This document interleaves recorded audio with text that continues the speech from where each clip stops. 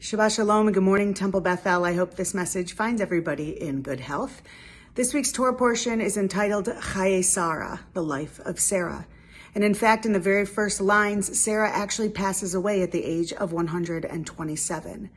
So to have a Torah portion all about her life, or at least to be entitled that, made me really think about what we are honoring when someone passes away.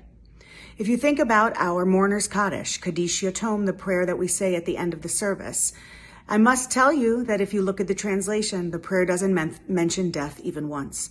It's all about praising God, praising life, and being able to be in the moment to recognize all of the glory that God brings into our lives through one another. It makes me think about why you need a minyan, 10 individuals, to say this prayer. The fact is you need 10 people because no one should mourn alone. And so when the mourner is required to say this prayer, particularly for the first year of loss, the idea that they must do so surrounded by a community is one that is a beautiful gift that I think that our religion offers those who are mourning. Another notion that I find interesting about this Torah portion of Chaye Sarah is even Abraham dies at the end of it. Two of our main characters, our role models, our matriarch and patriarch, both have lives that end so early on in our 5 books of Moses. And yet we still call upon them and on the God who oversees them in our Amidah every single week. We say, Elohei Avraham, Elohei Yitzchak, Elohei Yaakov, God of Abraham, Isaac, and Jacob, Elohei Sarah, Rivka, Rachel, Leah, and the God of Sarah, Rebecca, Rachel, and Leah. As we think about our relationships to one another and our lives, we recognize that longevity does not necessarily equal impact.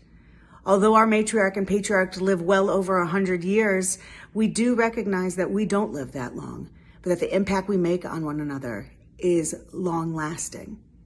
And so as we come together this Shabbat and celebrate life, even in the midst of losing these two characters, let us remind ourselves that at the end of time, when we are no longer physically on this earth, what is praised is that we once lived, not that we've passed away. Possibly it makes sense to go on continuing celebrating someone's birthday after they pass away. I get the significance of marking one's yahrzeit, but the whole idea of Judaism is we celebrate the lives we're given while we're here. And once those lives are no longer here, we speak the names, the stories, the recipes, the things that made us laugh about those who once were, so that they too live on. In one of my favorite Shabbat readings, right before the mourner's Kaddish, it says, "Love doesn't die, people do. So when all that's left of me is love, give me away."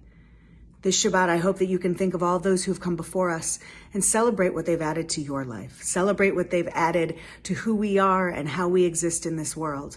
And celebrate, not marking the day of their death, but that God decided the world could no longer exist without them in it on the day that they were born.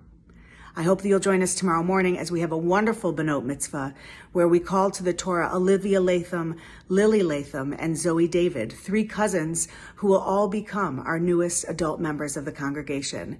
They will share their words on Chaye Sarah as well as much, much else. Take good care. Shabbat Shalom.